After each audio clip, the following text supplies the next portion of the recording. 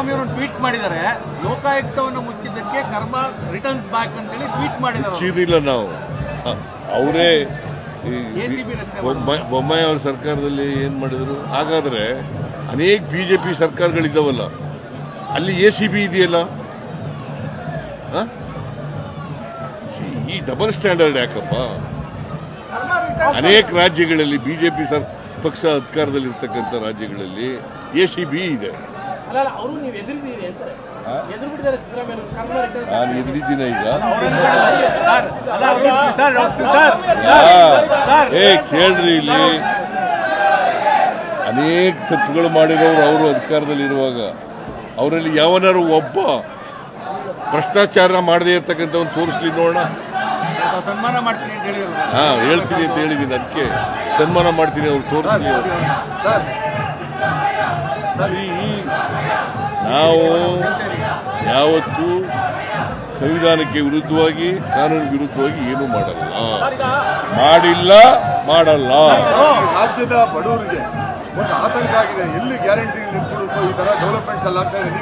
ನಿಮ್ ಸಂದೇಶ ನಾವು ಯಾವ ಕಾರಣಕ್ಕೂ ಕೂಡ ಬಡವರಿಗೆ ಕೊಡ್ತಕ್ಕಂಥ ಕಾರ್ಯಕ್ರಮಗಳನ್ನ ನಿಲ್ಲಿಸಲ್ಲ.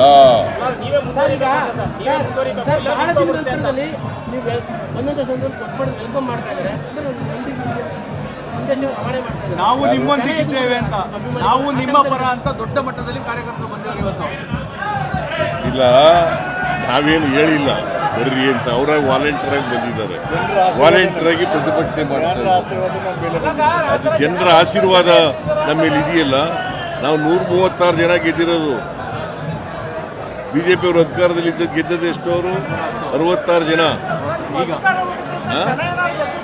ಯಾವತ್ತಾರು ಓಲಿ 2008 ಆಗ್ಬೋದು, 2018 ಮೆಜಾರಿಟಿ ಜನರಿಂದ ಮ್ಯಾಂಡೇಟ್ ತಗೊಂಡು ಗೆದ್ದಿದ್ದಾರ? ಎಲ್ಲ ಹಿಂಭಾಗಲಿಂದ ಬಂದಿರೋರು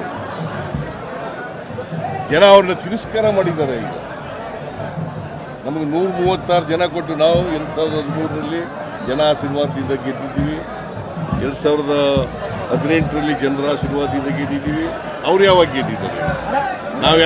ಯಾವ್ಯಾವ ಗೆದ್ದಿದ್ದೋ ಅವಾಗೆಲ್ಲ ಜನರ ಆಶೀರ್ವಾದದಿಂದ ಗೆದ್ದಿದ್ದೀವಿ.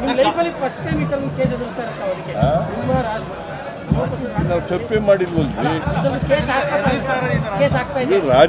ರಾಜಕೀಯ ಕೇಸ್ಗಳು ಇವತ್ತು ಮೊದಲನೇ ಸಾರಿ ರಾಜಕೀಯ ಕೇಸ್ಗಳು.